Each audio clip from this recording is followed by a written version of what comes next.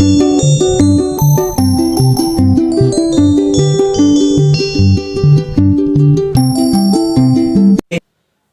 morning to one and all. I am Venkatesham.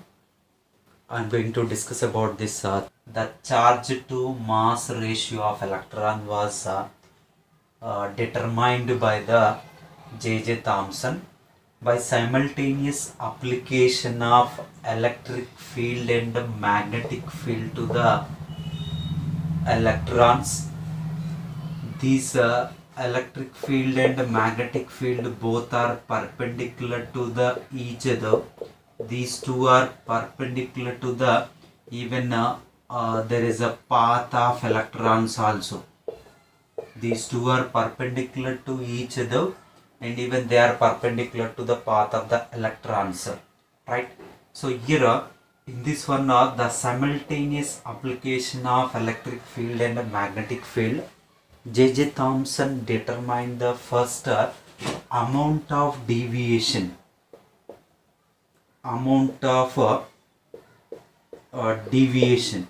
This amount of deviation will depends upon the certain factors.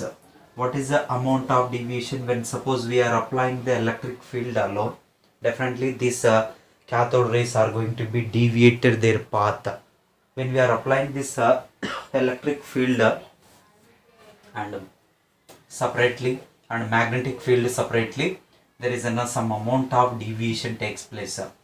This amount of deviation will be affected on the mainly three factors. One, I can take that there is a magnitude of negative charge. Magnitude of negative charge is 1. The magnitude of negative charge is generally increases, the amount of deviation also increases, and in general I can write this amount of deviation is directly proportional to the this is a magnitude of negative charge. And the second one is there is a mass of the particle.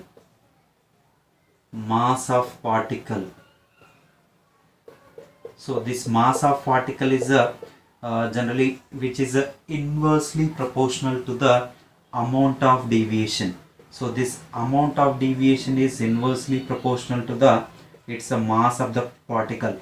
Because lighter the particle, so we observed that more extent of deviation, and heavier is the particle, then the deviation is going to be lesser. So from that we can say this amount of deviation is inversely proportional to the it's a mass of the particle. And the third one is here it is there is a third one is strength of electric field and magnetic field. Strength of electric field and magnetic field. So the strength of electric field and magnetic field increases, then definitely its amount of deviation also increases. And that's the reason we can write this amount of deviation is directly proportional to the its strength. So amount of deviation is directly proportional to strength. Here amount of deviation is inversely proportional to the its mass, and amount of deviation is which is directly proportional to the magnitude of negative charge, right? This J.J. Thomson applied only electric field. These are the suppose cathode rays consisting of a negatively charged particles. These cathode rays only there is an electric field is applied, and it will be strike on the cathode rays discharge tube at a point A, and this is only whenever electric field is applied, right? If it is in there is only separate only a magnetic field is applied, and the particles are going to be strike on the point C in the cathode ray discharge tube, and if both simultaneous application of both electric field and magnetic field, and these cathode rays are going to be strike at a point B. That means the amount of deviation from all the three cases, he has calculated the amount of deviation. Based on that amount of deviation and J.J. Thomson is determined the charge. Mathematically we will write down as E by M, and its value is given as 1.7588 into This is a 10 power 11 coulomb per kg. So this is the charge to mass ratio of a electron, right? Generally this charge to mass ratio of electron is, it depends upon the, it is an independent of charge to mass ratio is independent of this is independent of independent of mainly two factors. One is the nature of the gas is one, and other one is the nature of the cathode or nature of the cathode material, right? So this charge to mass ratio 1.7588 into 10 power 11 coulomb per kg, right?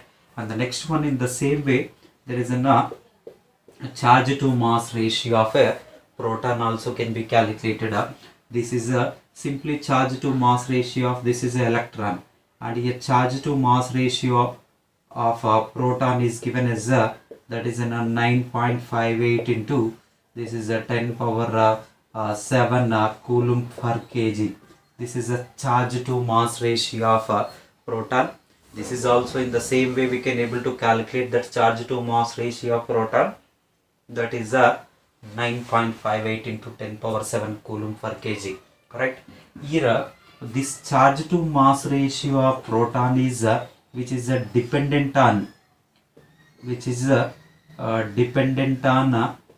mainly two factors. One is the nature of the gas is one, and other one is it depends upon the nature of the cathode material, right? Whereas in the case of charge to mass ratio of electron is independent of nature of gas and nature of cathode material. Here charge to mass ratio of proton is depends upon the nature of gas and nature of cathode material, right? Mass ratio of proton, charge to mass ratio of proton is going to be maximum for particularly hydrogen. So for hydrogen gas, charge to mass ratio of value is a maximum, that is for the hydrogen gas.